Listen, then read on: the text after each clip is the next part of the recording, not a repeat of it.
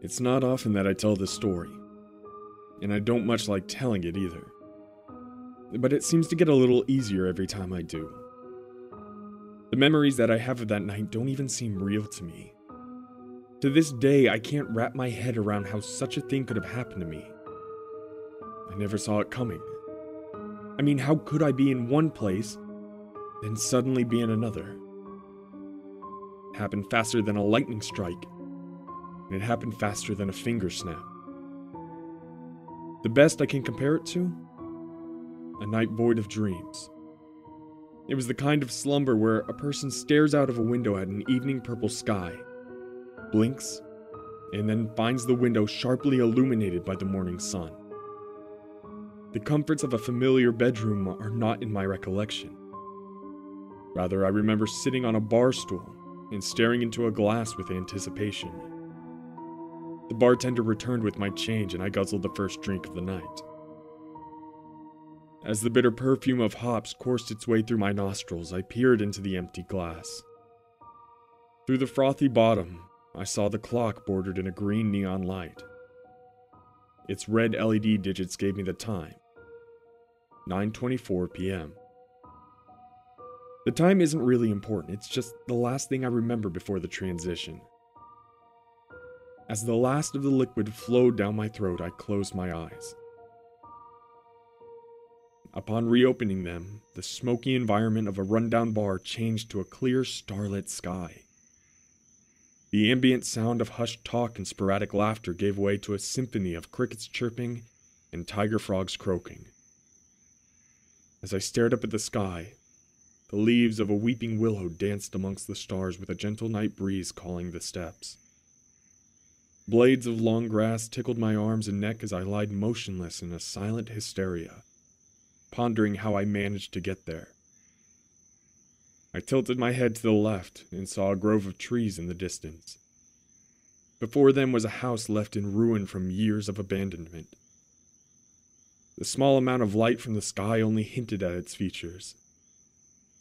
It leaned unnaturally at its foundation, with a door and set of windows following in parallel with the slant.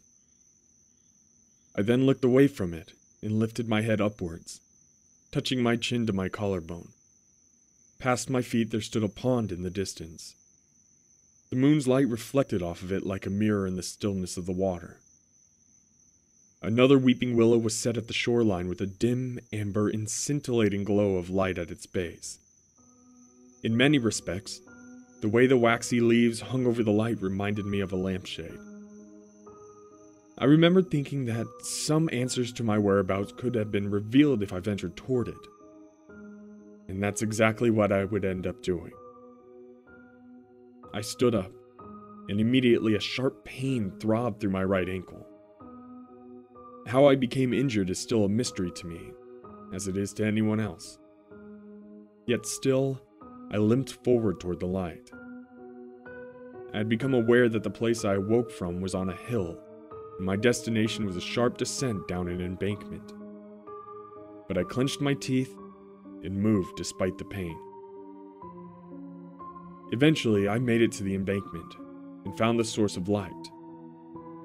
A simple lantern was affixed to one of the sagging branches of the willow and bobbed up and down in the breeze. I dropped to the ground in a sitting position with my injured limb outstretched in the air. With slow, cautious motions, I shuffled myself down the steep slope and again rested at the base of the tree. I was still utterly confused with the situation, yet there was a glimmer of truth that beckoned in the distance. This truth was a flashing red light in the sky. I recognized it as the water tower of my hometown. I thought a great deal about it.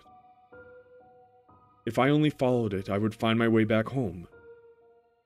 But it only appeared as a dim sequence of flashes that indicated it to be miles away.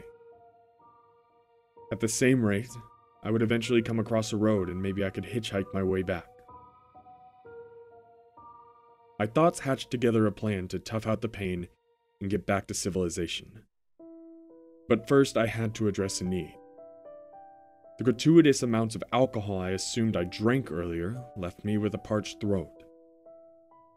I then gazed at the body of water that welcomed me so invitingly, at least in my mind. I proceeded to crawl on my knees to the pond. The water felt cool as my hands and legs began to submerge below the surface, and without hesitation, I cupped a handful of water and slurped it into my mouth. It tasted horrible, as pond water usually does, yet it did not deter me from collecting a bellyful of it. After I was satisfied with my consumption, I dipped my hands back into the water and rested them in the muddy depths. It was then I felt a sturdy stick at my fingertips. I could have used such a thing as a rudimentary cane, considering the painful extent of my mysterious injury. Wrapping my fingers around it, I lifted the wood above the surface and froze in terror. There, resting the slanted branch, was a face staring lifelessly at mine. Its blackened skin was shriveled against its skull, and its long disheveled hair dripped water back into the pond. Its mouth was agape, with a patch of algae hanging from the darkened hole, flanked with a set of brown teeth. Its chest arched upwards with the pressure of a tree limb compressing against its back. Strained rib bones jutted out through the front of the skin, and a sickening sound filled the air as the leathery mass began to stretch under its own weight, like rope under tension. I slowly lowered the stick back into the water with liquid refilling the wide and empty eye sockets of the corpse. The thought of small decayed particles of flesh floating in the water may have unnerved me, but the reality of that same water being in my stomach absolutely disgusted me. I backpedaled out of the pond and vomited shortly after. With shock, I shivered with my back resting against the willow. I'm not sure how long I stared out into the water thinking. Maybe it was a minute. Maybe it was an hour. And perhaps it was most of the night. At some point, I managed to collect myself once more. Priorities began to develop in my mind of what to do next. The second was to find a way back home. The third was to call the local constable and show them the pond. The first did not occur to me until I finally stood once more with my hand resting against the tree. That priority was to run like the Dickens. Despite the pain it caused, I quickly sprinted away from that place. Every sound of the night was amplified as blood rushed to my eardrums. A rabbit retreating into the bushes or a twig snapping below my feet made me shriek in terror as I panted, sweated, and cried. I'm not even sure how long or how far I ran, but I know I legged it through a line of trees, 2 fields of corn, and a quarter section of wheat.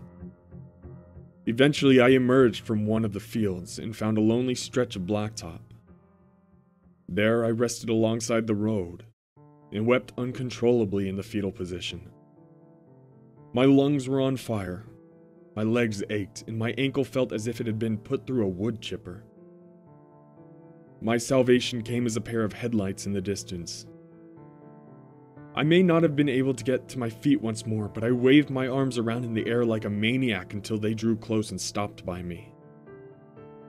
One of my neighbors just so happened to be passing by and gladly gave me a ride back to town. He asked a lot of questions, most of which I couldn't answer, and a great many I still cannot. I had no idea how my ankle was sprained. I had no recollection as to how I got there. And I couldn't even fathom how the police eventually found 12 dead bodies in that forsaken swamp. I don't even know how I could be alive. Maybe I'm just lucky. There's still one detail that haunts me to this day. It's not the bodies, or the fact I awoke in the middle of nowhere. It's that hanging lantern. I know it's all painfully obvious in hindsight, but this thing so simple and innocent held a much more sinister meaning with its presence. I knew one thing for certain. I sure as hell was not the one who put it there. Somewhere, in the darkness, someone was with me.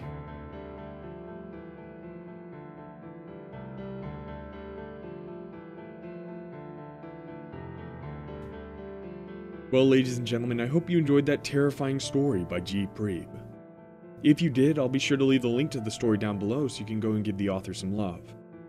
If you enjoyed the video, please make sure to hit that like button, click subscribe, and the little bell so you can be notified when my videos pop up. And as always, my Darkness Militia, have a terrifying evening.